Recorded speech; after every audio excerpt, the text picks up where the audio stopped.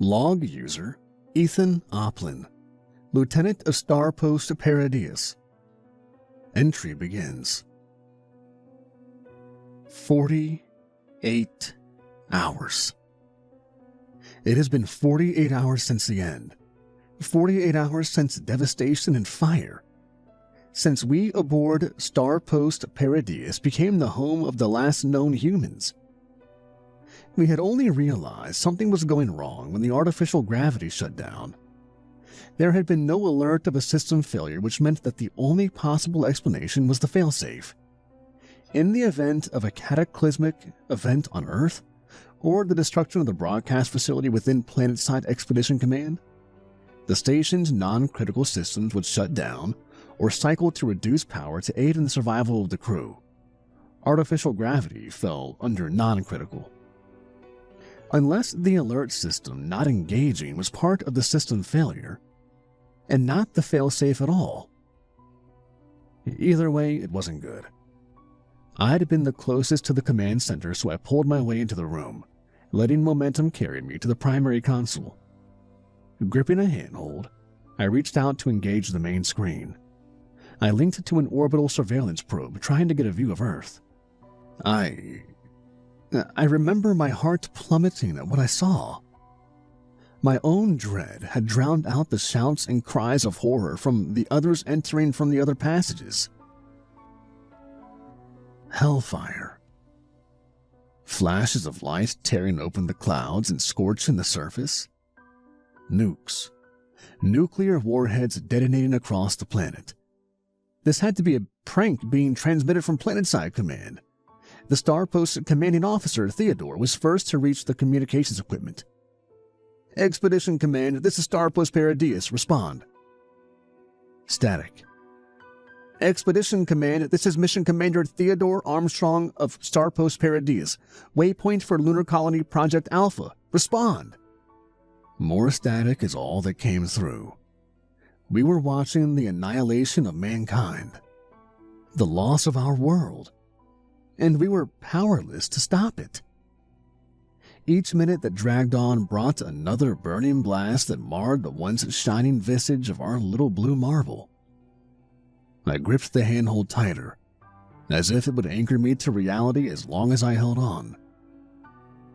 No, this isn't happening, a voice muttered from the entryway. Ensign Hetwing. He'd been with us a few months, eager to make himself useful. I and another crewman, Josiah, had surmised he was trying to earn himself a spot on the lunar colony. The colony that could have been.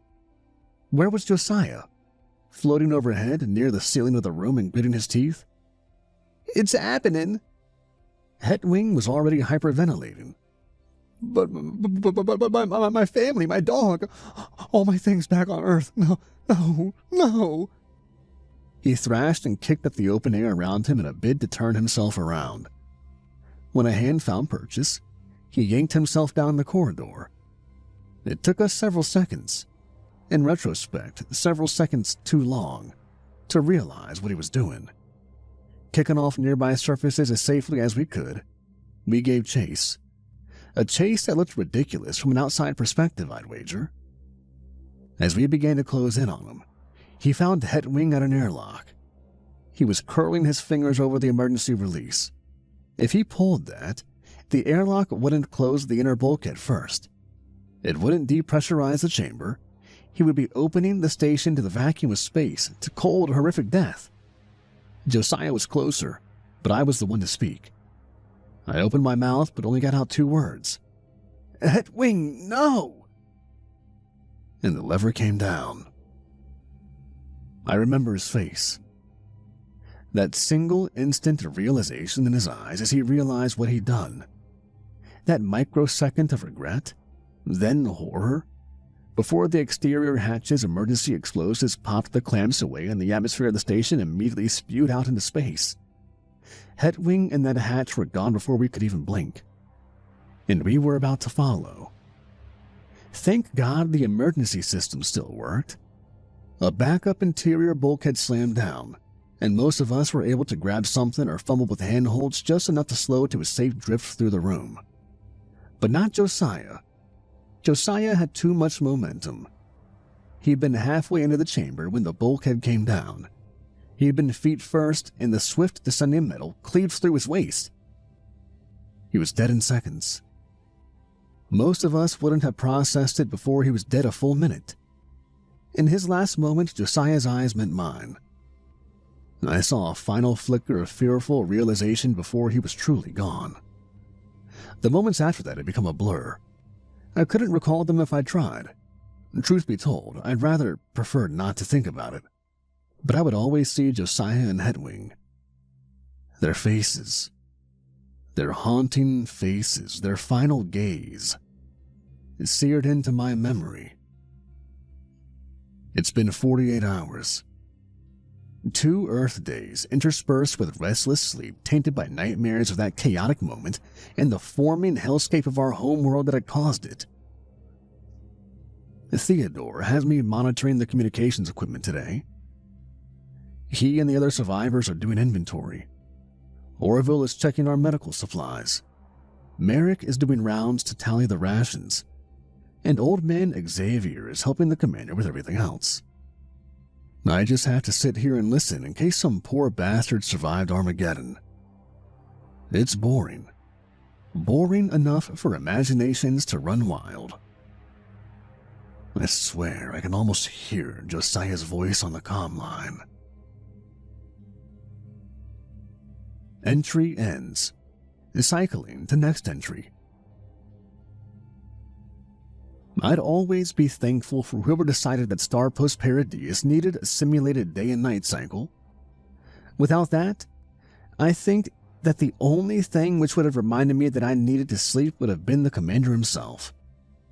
It has now been 6 days since nuclear devastation claimed the surface of Earth and left us stranded between the planet and its moon. I've been fortunate enough to be stuck with communication duty. As repetitive as it is to send message after message to Earth, knowing that there is little to no hope of ever getting a reply, it's leagues above digging through zero-gravity storage to maintain inventory logs. I'd also sooner be handcuffed to this console for the rest of my life before I volunteered to suit up and crawl along the exterior for system maintenance. Why would I sign on for a space mission if the idea of being in a spacesuit filled me with so much dread? Well, it wasn't the spacesuit idea.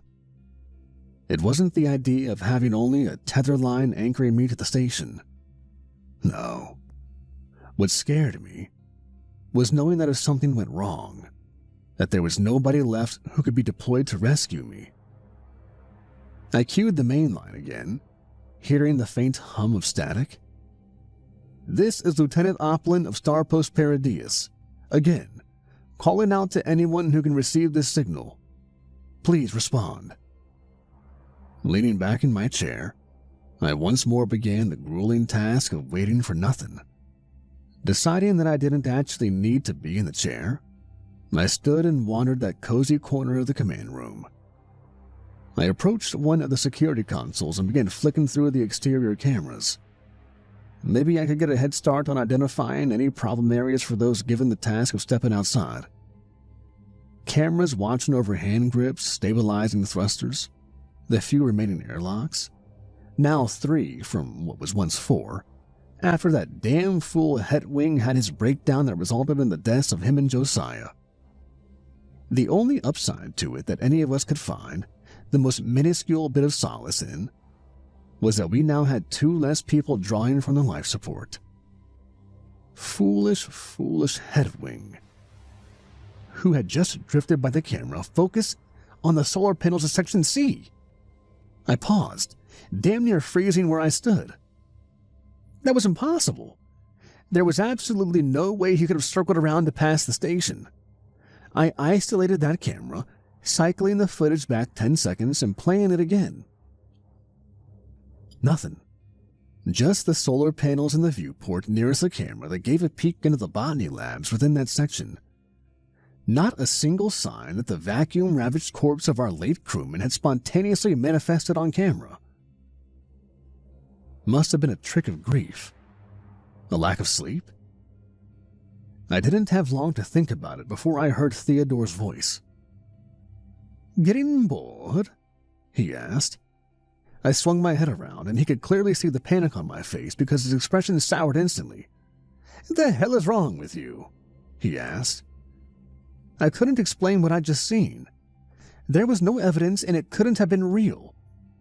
There was no point in recounting a subconscious daydream as fact. Nothing.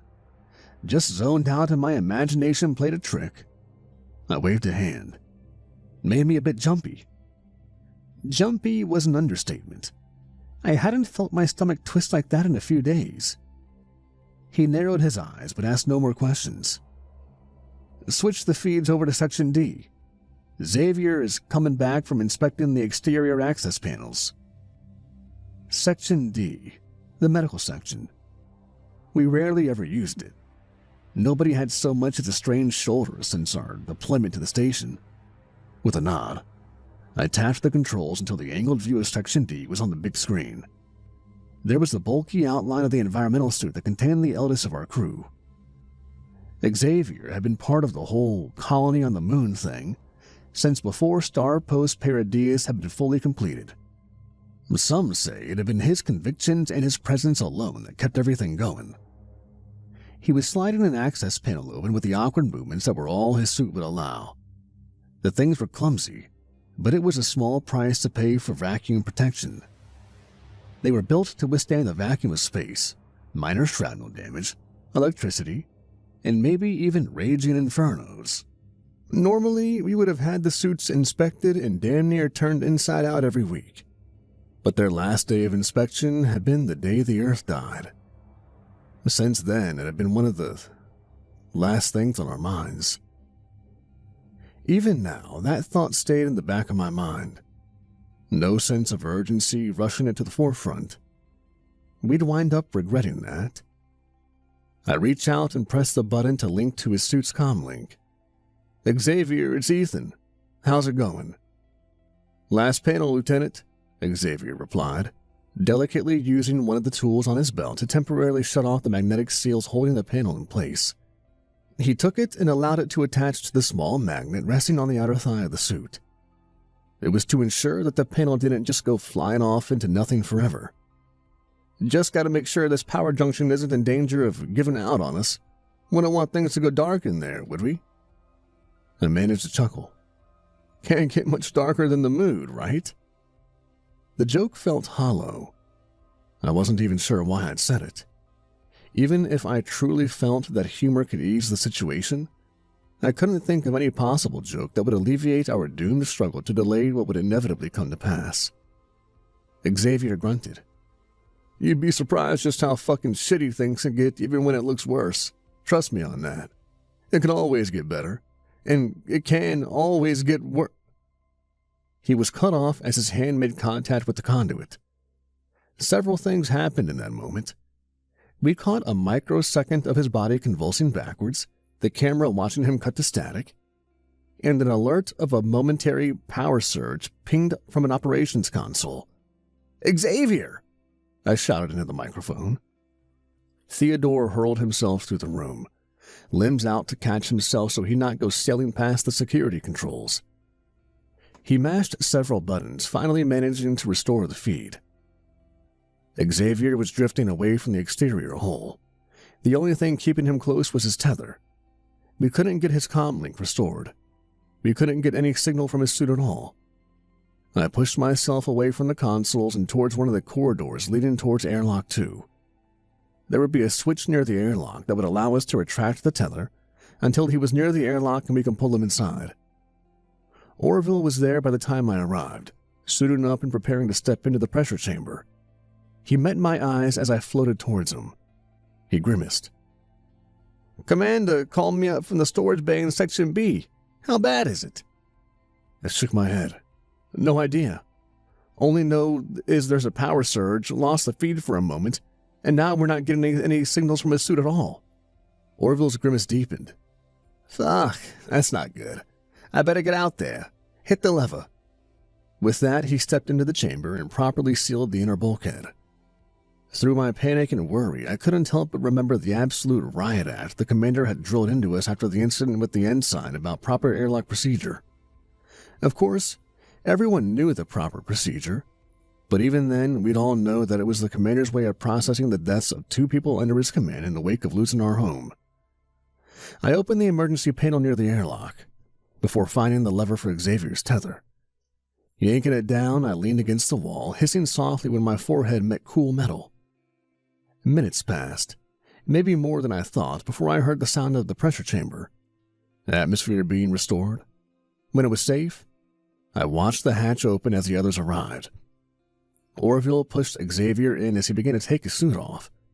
I grabbed Xavier first, hands frantically searching for releases with Merrick's help. Theodore was moving to aid Orville. With rising frustration, I finally got the seal on the helmet undone. I pulled it free and he was dead. Dead before we'd even begun the rescue effort. His face was frozen in pain. The shock must have sent him into cardiac arrest. Shit. Son of a bitch. Merrick pushed himself away from the body, which pushed it into me. I couldn't draw my eyes off of his face. Hollow eyes, which had once held so much wisdom and experience. All of it meant nothing now. None of it saved him from one faulty suit. He was gone. Another body. 3. 3 dead. The last sliver of humanity was whittling away. Theodore was barking orders at us. He was trying to snap us back to reality. I couldn't hear him. Everything was abuzz. Had the damn hallucination been an omen? Ensign Hedwig's visage coming to claim Xavier? No. That was stupid, but maybe it was. Theodore dragged me back to reality by grabbing me with a shout. "Lieutenant!" He shook me. "Get your head together. We need to handle the body and focus on those of us that are still alive." Ever the sensible one, Theodore was. Guess he had to be. Some would say he was cold. Maybe we needed to be cold or realistic, he'd call it. One more body for the morgue. One faulty suit to be dismantled and left for the trash chute. I quickly volunteered to help him dismantle the suit. I couldn't be near Xavier's body anymore. I couldn't look at that face. It was already burned into my memory alongside Hedwig and Josiah. I didn't need any more time at memorizing the wrinkles in his face or that frozen agony in his eyes. We were silent as we took the suit apart, pushing the pieces toward an open, anchored crate. When we finally removed the visor from the helmet and pushed the empty shell towards the crate, I couldn't bear to look. I was worried, stupidly so, that I'd turn and see Xavier's face staring out at me. I instead looked down at the visor. My own visage stared back at me. I felt like if I dared blink, I'd see their faces looking back at me. "Hey," Merrick said with a grunt. "You all right, Oplin?" I jerked up a bit at that, blinking a few times. It's just a lot. Last humans, you know. And we're down 3 people in less than a damn month. It's scary. Merrick shook his head. "You need to focus on your work. Takes your mind off that mortality shit." I stared at him, incredulous. Our crewmate just fucking died, and you can just take your mind off of it? Merrick shot me a look. "Damn right. Because losing our fucking minds is gonna kill us a lot faster than mourning an old man who was a complete idiot with his suit." I wanted to punch him, smash the visor over his face, but I kept it in and pushed the visor into the crate. Once it was all in, we sealed the crate and made our way out of the room. 4 of us left. 7 down to 4. 7, 4. We lost 3. If that happened again, I'd be alone. But that was stupid. We just needed to be careful, stick to protocols, and we'd be fine. We would all be fine. Nothing wrong with lying to myself a little bit, right? Entry ends. Cycling to next entry. Warning. Entry corrupted. Initiating memory restoration. Restoration complete. Beginning playback. Things haven't been going well. We jettisoned Xavier's remains through one of the intact airlocks, like we did with Josiah 7 days ago. I haven't spoken to Merrick since. I fear he'll be callous to the point I'll want to swing at him. If violence breaks out, there's a chance it'll never stop until we're all dead. Well, I suppose there's no point in lying here. The reason I haven't been speaking to Merrick since we jettisoned Xavier's remains is because shortly after, we got into another argument about what he called the futility of mourning in a disaster situation. I'd shouted at him, called him a heartless piece of shit. He'd called me a pussy who shouldn't have ever been assigned to the hard work they were doing in the first place. It would probably have come to blows if Theodore hadn't stepped in. We don't use the communications console for more than an hour a day anymore. What's the point of extended effort on a venture that'll yield no results? Of course, Theodore's reasoning was that we needed to conserve power, but we all knew the truth. We were alone, and our numbers were already beginning to dwindle. Humanity would be extinct before long. I just knew it. But I kept it to myself. I wasn't going to spend my last days confined to quarters for, well, embracing the inevitable. A man could only lie to himself for so long before that lie stopped being strong enough to push away nightmares of dead colleagues, faces floating in murky darkness as our clammy, blood-stained hands reached for me in my slumber. A slumber that was becoming extremely rare. I couldn't keep my eyes closed for more than a couple hours at a time. It was eating away at me. I could feel it. It didn't help that with each nightmare, they were getting closer to grabbing me and dragging me into that abyss. Now, we couldn't spend all day performing system checks, exterior inspections, and documentations of inventory. This wasn't anything new. We had been graced with plenty of downtime between tasks before the cataclysm, but now, with the grim knowledge and the haunting memories that all but clouded our minds, we dreaded downtime. Today, I was 7 moves deep into a chess game with Orville. 3 years younger, looked like he had still just turned 18. No, Hetwing had looked older than this smug little bastard who was kicking my ass. 7 moves in, and he had already claimed 3 of my pieces in the last 4 moves. Who the hell taught you to play like this? I asked. Orville raised a brow. Taught myself. I looked up the rules, taught myself to play, and then found out I had a real skill for it. His answer carried a tone of disconnect, as if he wasn't even really thinking about the words that left his mouth as he made another move and took yet another one of my pieces. I couldn't make the excuse that my mind just wasn't in it, that I was distracted about all the things we had been forced to endure. The truth is that I just suck at chess. With a grimace, I moved to claim the piece he had just used. His bishop, which had apparently been a sacrifice so that he could move one of his knights to claim that rook? Fucking hell, I didn't even notice. Merrick laughed from across the room. Smug, arrogant prick Merrick. Merrick floated over, looking at the metal board and the magnetic pieces. Good thing you were never a squad leader for troops, Oplin, he mocked, reaching out to jostle my shoulder. The board was disconnected and smashed across that smug asshole's face before he, Orville, or I knew what was happening. I kept swinging, snarling and bashing in his skull as Orville screamed and shouted.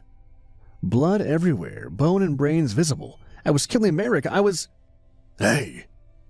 The snap of fingers brought me back to reality. An intrusive fantasy. It hadn't happened. Merrick hadn't left his seat, and I hadn't pulled the board off its magnetic anchor. But I was glaring at Merrick, and the look on my face was clearly making him uncomfortable. Orville, too, being that he was the one that snapped his fingers. Ethan, hey, you okay? I turned my gaze from Merrick and back to the board. Yeah. I'm okay. Just spaced out. Trying to figure out how to delay losing another round of chess. I attempted a weak joke.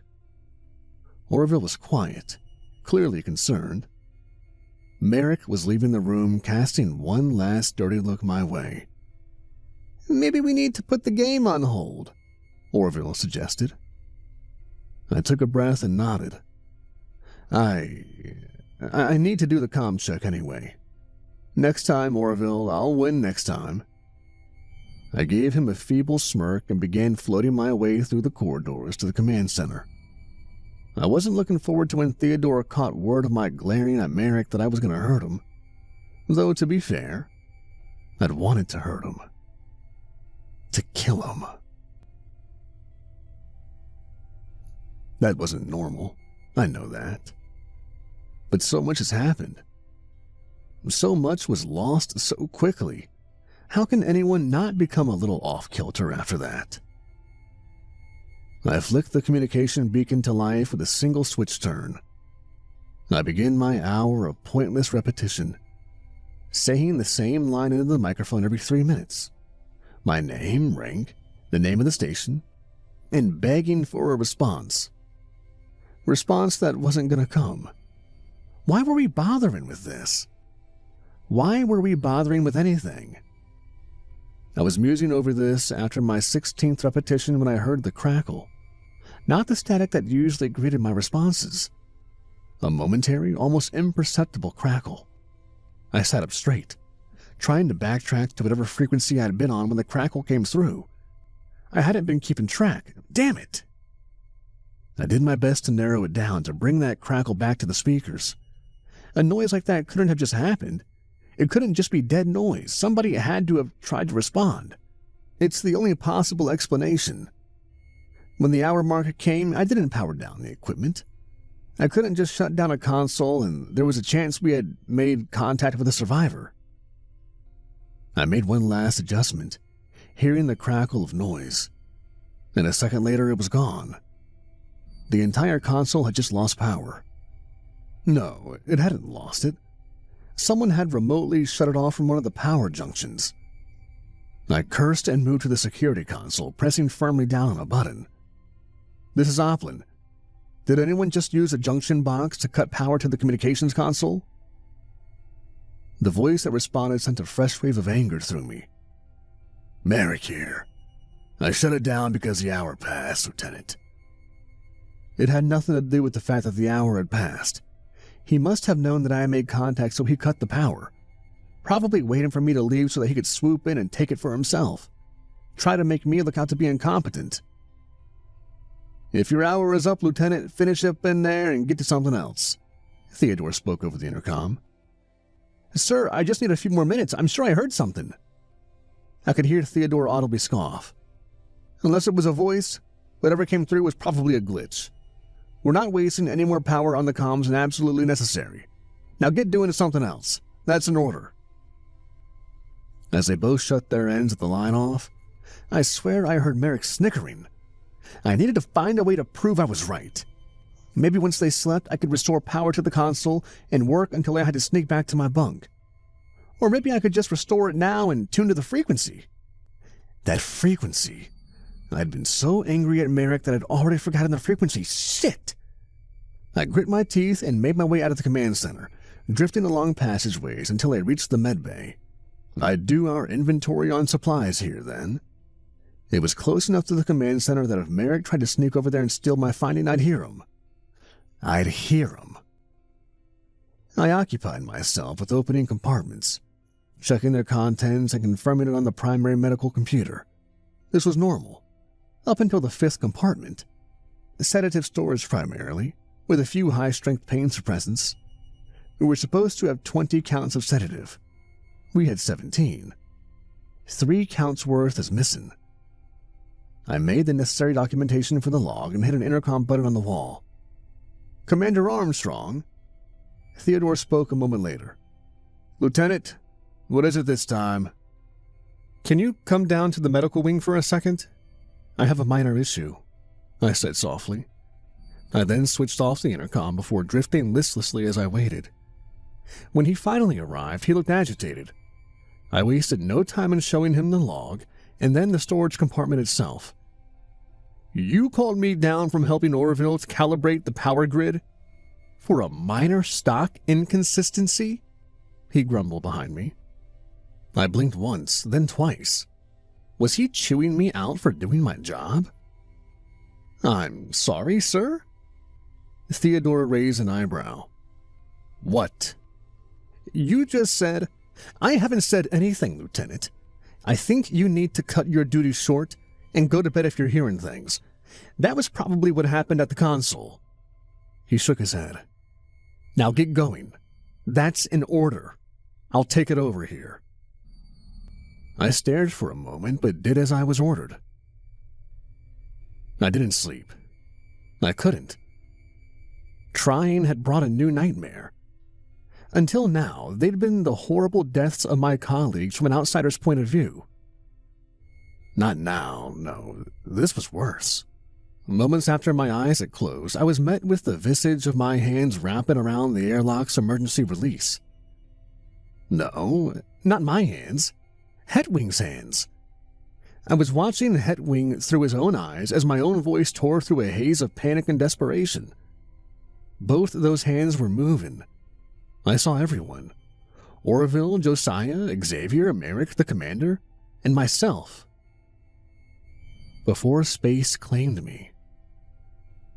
The dreamscape alerted instantly, a brief haze of the station around me speeding by as metal sped down towards me, staring into my own eyes. And then it was cold. Cramped and cold. And I could only surmise that I was peering through Xavier's lifeless eyes. Then came hands across the visor of a spacesuit. Muffled yelling accompanied the helmet's hiss as it came free.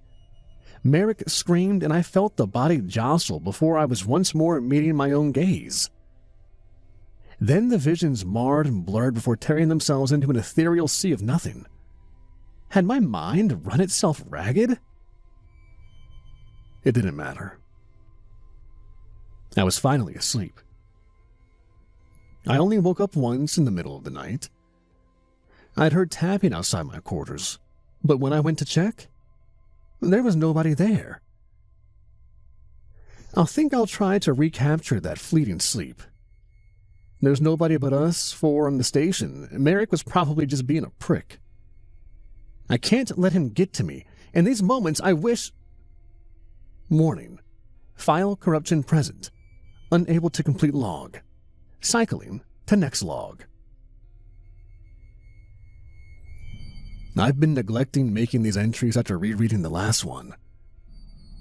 Was I really that unraveled already? Am I so easily toppled? It kept me away from this log for 2 months, but I needed to make this one. Especially after what happened yesterday. 2 major events, which have altered our situation for the worse. Commander Theodore Armstrong is dead.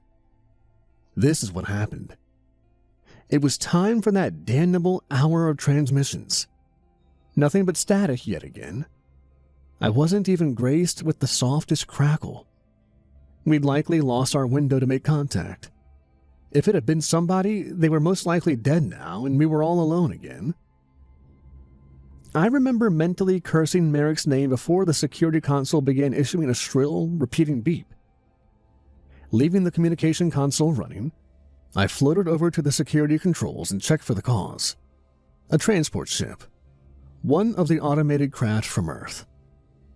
When the Star Post was under construction, those involved with the project decided that automation would save time, manpower, resource, you name it. A network of satellites and automated supply docks orbited closer to the planet. Whenever we ran inventory, we would document how long our current supplies would last and would then transmit a supply request to that network. Supplies would then come up from Earth, be loaded by automatons onto the transports, and one would be sent our way. Our last request had been months ago, the day before Earth died. Well, this would extend our estimated survival time. I tapped the intercom.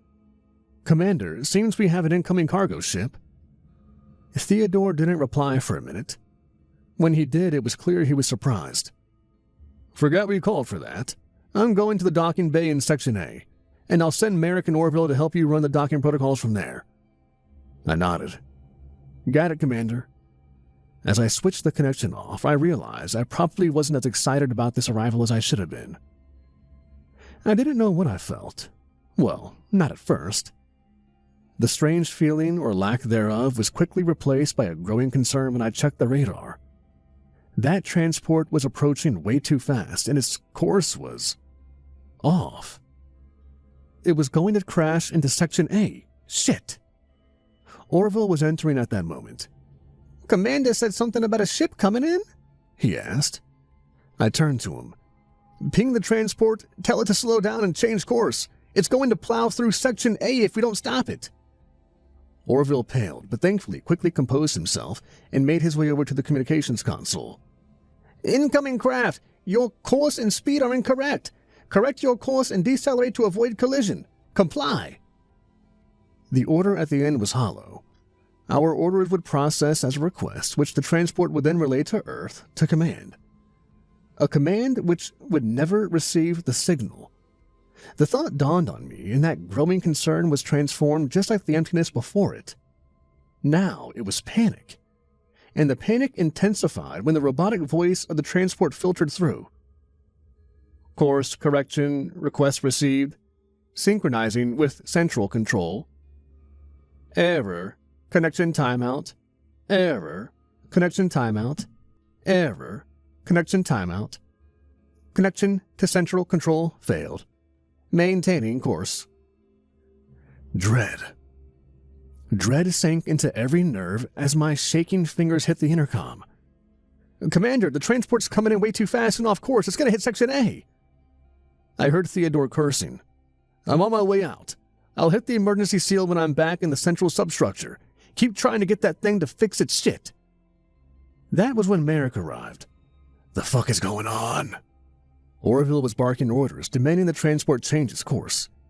It kept responding with the same failures. He was frantic, bordering on begging the automated projectile not to collide. This was all Merrick needed to hear. "Is the commander back yet?" "Still in Section A," I replied, watching him on the cameras, eyes flicking to the radar over and over.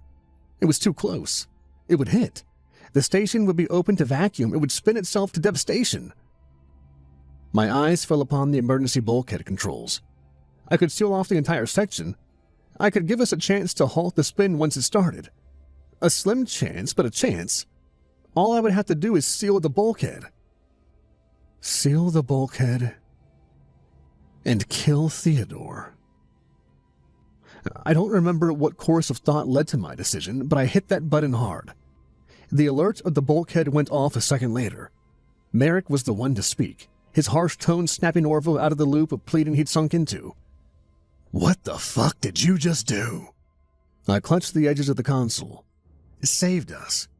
"Get ready to correct our spin," I said.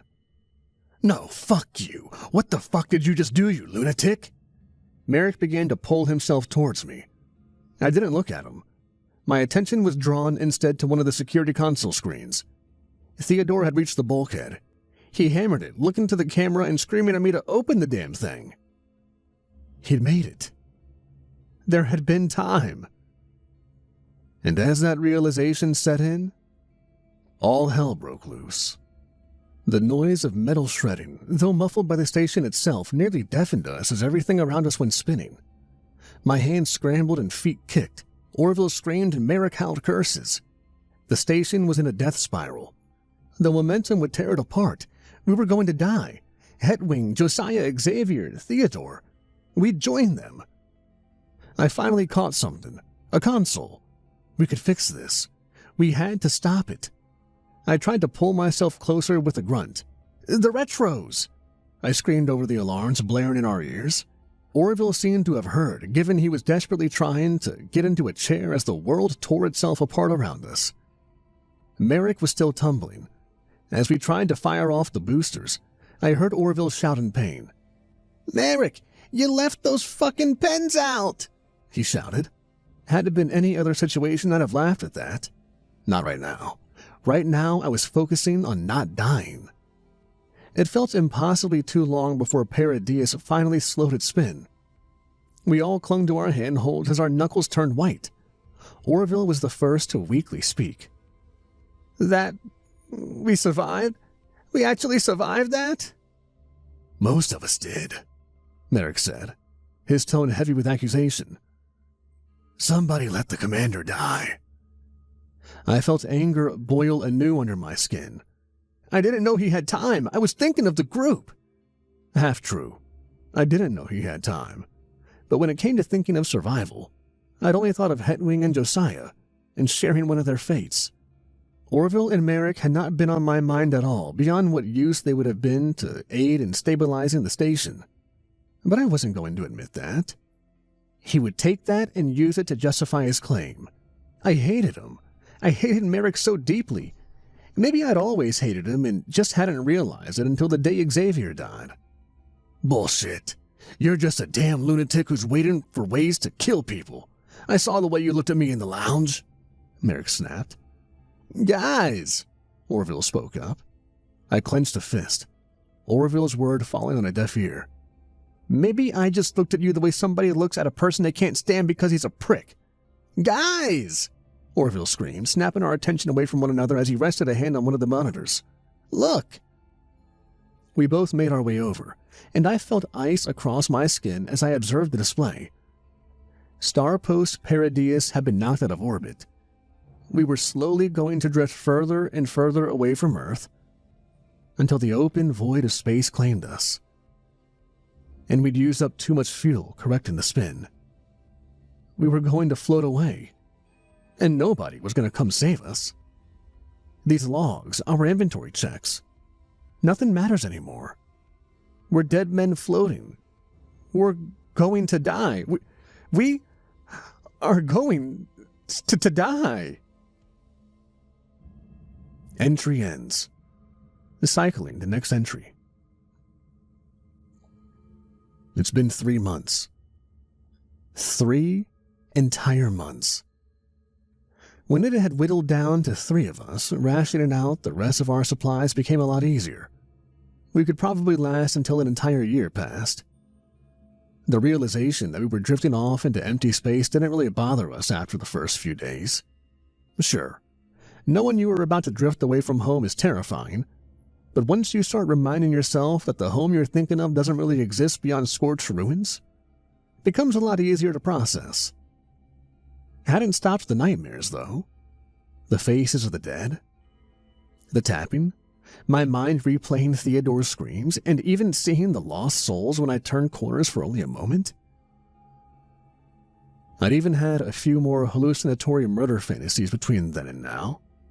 And on that note, I think I should stop stalling and get to the reason I'm making this log entry after so much time has passed. I phrased it as, when it had, instead of since it had, because it's not the 3 of us anymore. 4 hours ago, I was with Merrick and Orville in the command center. We had taken to spending most of our time there, looking over reports and seeing where we could go before heading outside to do even the smallest amount of damage control. This would be easier with the commander here to decide where it would be best to work, Merrick remarked coldly. If you have something to say, Merrick. I shouldn't have taken the bait, but when you hate somebody, it doesn't take a lot to get under your skin. Then fucking say it. Orville sighed. Not again. If you'd been a sane person and waited for the commander, he'd still be alive. Merrick snarled at me, lips bared in a hateful sneer. You've been unhinged since this began. I took a deep breath, clenching a fist. I wasn't unhinged. Sleep deprivation did not equal instability. I was fine. I am fine. I am not unhinged. I thought we didn't have time, so I made a split second. He cut me off. Don't give me that. You probably just wanted to see what it would be like when a man died because of you. He was sneering now, and I could have sworn there was a glint in his eye, as if trying to antagonize me was a joy for him. Though a voice in the back of my head was shouting at me to reel myself in. I wanted him dead. I wanted to hurt him. I wanted to silence that judgmental, mocking voice of his. We've been isolated, stuck together, and I couldn't tolerate it one moment longer. I turned fully to him. You do not know me, Merrick, so stop acting like you do before you regret it, I warned him. I didn't know what I meant by that. Would I hurt him? Would I kill him? He pushed towards me, arms out. Do something, Oplin. Fucking do something. Prove me right. I stared him down. I could dig my thumbs into his eyes, wrap my fingers around his throat. The urge was there. It would be so easy to kill this scumbag who'd been a constant source of torment. I hesitated long enough that Merrick thought I was backing down. He sneered again. Huh, that's what I thought. He began to turn away when something flew past my head. I'd only find out later that it had been one of Merrick's loose pens. It had coasted into Orville's personal space and he'd grabbed it, thrown it away from him. Guess our arguing had been getting to him more than he'd shown. It hit Merrick in the back of the head. He grabbed the console closest and spun himself around to lunge at me. Fucking prick, he screamed. He must have thought it was me. Regardless of what he thought, he was attacking me. I had to defend myself. He swung at my head, and I barely got an arm up to defend me. We swung and kicked at each other. With how ferociously he was fighting, it stood to reason he'd been coming undone faster than any of us. Or he just wanted an excuse to hurt me. Either way, I had a feeling he wasn't going to stop until he killed me. A fist met my jaw and I spun. He gave me a kick to the back and I found myself hitting a console. Hey, enough! Orville tried to get involved, only to receive an elbow to the face from Merrick, who immediately returned to coming after me. He wasn't going to stop. I had to stop him. I needed to stop him. I managed to move out of the way of his next swing before managing to get my arms around his head. The headlock did little to subdue his shouts of anger and his flailing limbs. I'll fucking kill you, Oplin, you sadistic sack of shit. The powder keg is ruptured. There wasn't any going back, no calming him down, none of that. As we tumbled, I finally got a proper position of leverage. I tightened my hold and with one firm shift, the snap was loud in the confined space. His body fell limp instantly. I'd killed him. I killed Merrick. My ears rang and I just stared down at his lifeless face. Another face of death that would haunt my nightmares. I had to, I muttered. Orville was staring at me. I had to. I don't apologize. I don't. I killed him because I had to. I'd do it again. It's just Orville and me now, drifting into nothing. At least we're safe. Safe. Orville won't look at me. Won't talk to me. His eye is swollen from Merrick's elbow, but he isn't calling me a murderer, blaming me for any deaths or any of the things Merrick had been doing. I think we're going to be able to figure out some way past this and keep working together. Entry ends. Cycling to next entry. Unable to locate. Retrying. Unable to locate. Retrying. Unable to. Entry located. Recompiling. 6 months. 6 months. I haven't made an entry in 6 months, and things have gotten worse.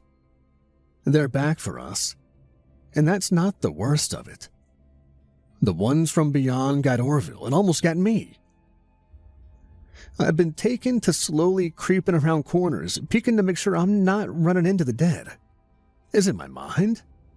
Or something more? Like what got Orville? It might still be out there, hiding from the cameras. It learned after the first time. It started 2 weeks after we used one of the airlocks to get rid of that bastard Merrick. I've been cleaning one of the tables in the lounge room. It hadn't been visibly dirty. It wasn't even really on the rotation of the duties.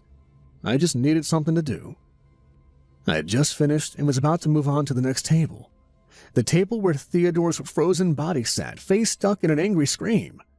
None of his body was moving but his eyes, his bloodshot, near-burst eyes. They were trained on me. I had recoiled and screamed, trying to get away. I got halfway across the room, turning to see if it was following, but it was gone. Gone? How the hell was that possible? Was I crazy? No. I was fine. I'm not losing my mind. I was not crazy. That would mean Merrick was right. I would not let him be right.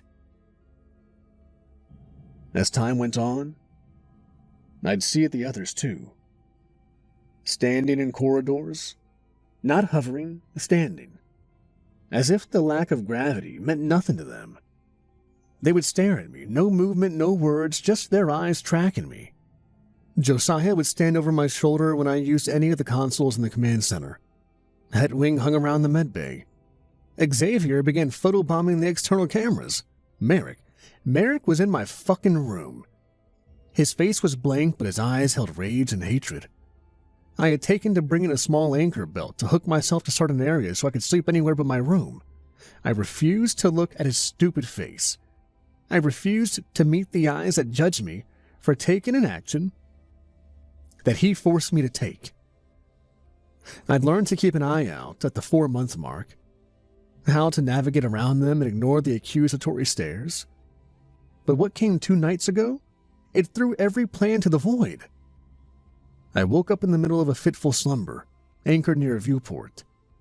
I had a few moments to clear my mind, blinked the sleep away, and thankfully was not confronted by any of my dead crewmates. I had a reprieve that was shattered the moment I looked out the viewport. A tendril. A thin, coiling tendril. Some drifting cosmic horror had found us. I had to warn Orville. I unhooked the anchor and began clambering around the station, screaming Orville's name. No answer. It got him. It must have lured him outside. I was alone. It killed him and it was going to kill me. I had to reach the control room. Maybe the external robotic arms could give me a few more moments of survival. I reached the control room, sweating and breathing hard as I scrambled weightless and frantic until I found the console. My hands were shaking as I called up the first of the 6 arms. It had been 8 before the transport had cleaved through Section A. There was nothing on the camera nestled inside a port on the end of the arm. Cursing, I flicked over until I found something. The tendril. Its end branching out into a monstrous extremity that spotted one large eye and disjointed sluggish digits. It was peering around the edge of the torn hole where Section A had once been attached to the main node. It was trying to find a weakness. It was trying to get inside. I took control of the mechanical arm and maneuvered it in. Noise was coming in over the comms. That console on the far side of the room? I wasn't listening. I refused to be tricked or taunted. I'll wound this thing or kill it, whichever I can manage. The arm's clamps clenched down on the tendril. I yanked and spun the arm, aggressively manipulating the controls. The noise over the comm console grew louder, much louder. It was trying to get in my head. No, not today. Just die already, I screamed, before giving a harsh pull of the controls. The arm spun abruptly and the tendril ripped, the extremity flailing as it was sent spinning away. Again, the communications noise grew ever louder. Relishing my victory, I pushed my way across the room and practically punched the switch to turn the console off. Its last desperate attempt to assault my mind in its death throes was foiled. I cheered. I had beat a cosmic horror. I had avenged Orville. Or so I thought. It was then that I heard an alert from one of the maintenance consoles. At first I thought it was something the being had done, that it had managed to damage the station before I chucked it away. My heart still hasn't pulled itself out of the chasm it sank into when I read the notification on the console screen. Tether 5 was damaged. The damage had been detected 45 seconds ago.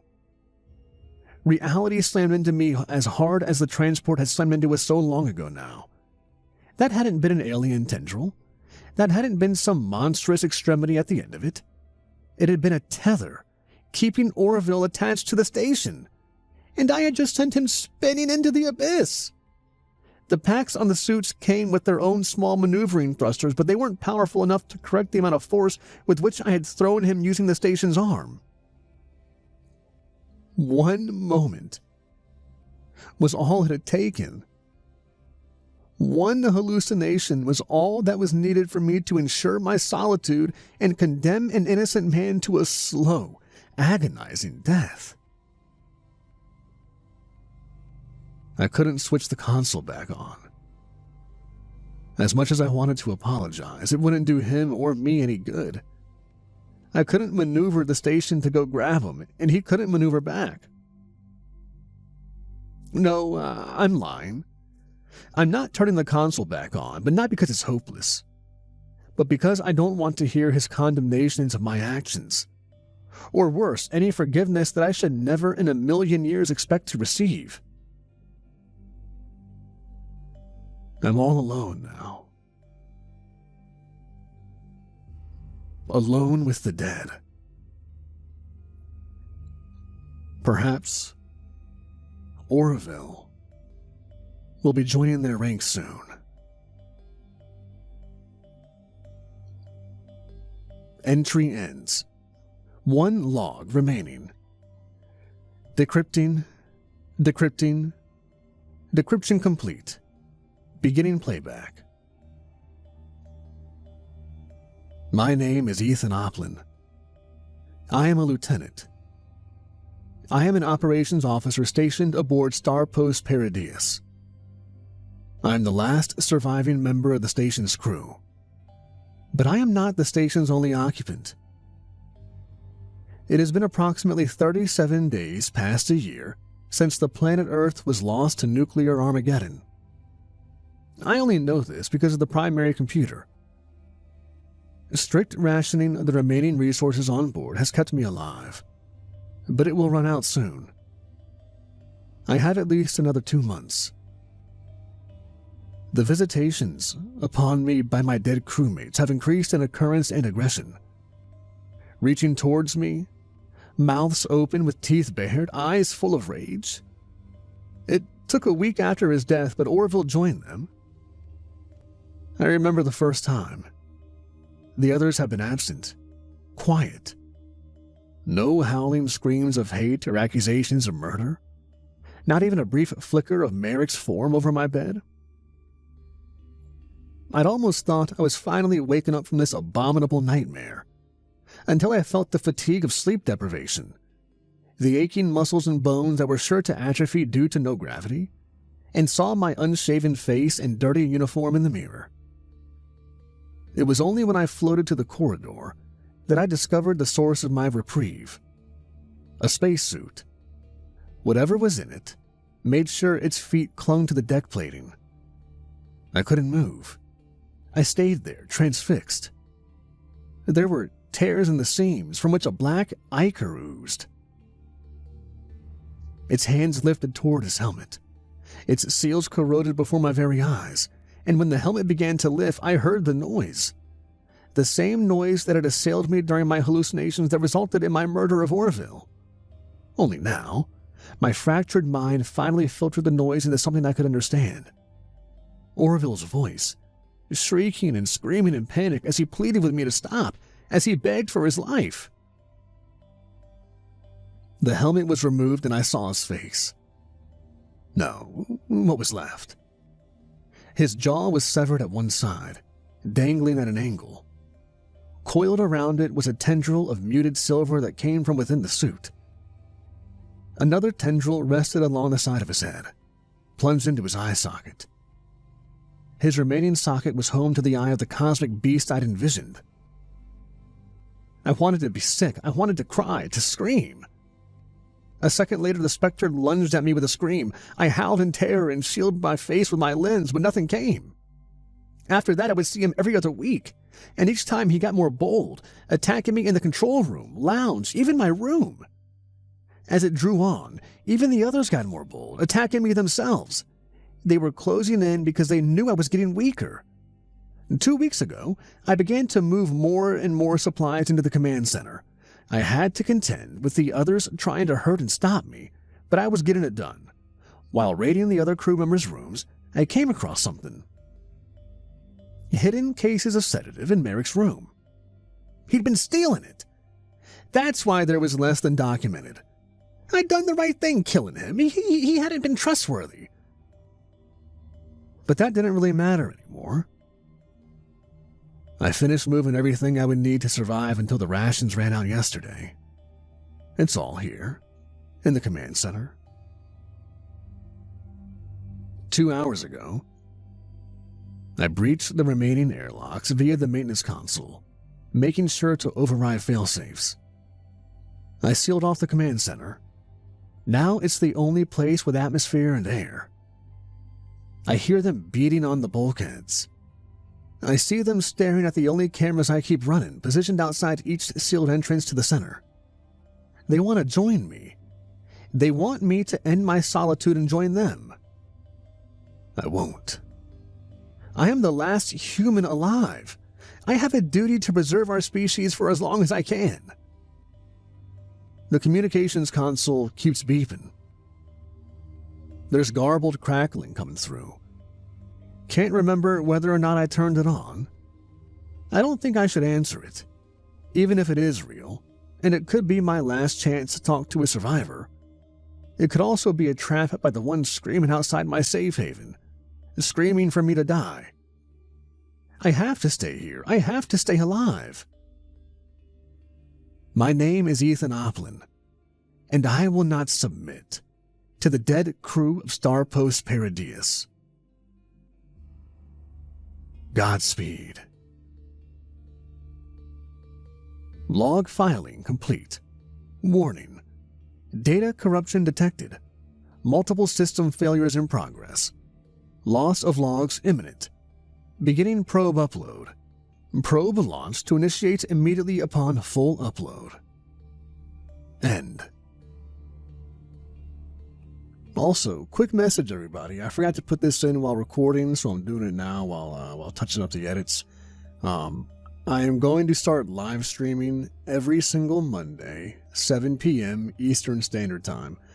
The live streams will be, if there's any updates to the channel, I might do a little bit of just while people funnel in, get some gaming in there, just while people, come in for the night, because the live stream focus is going to be me narrating live and editing live big projects.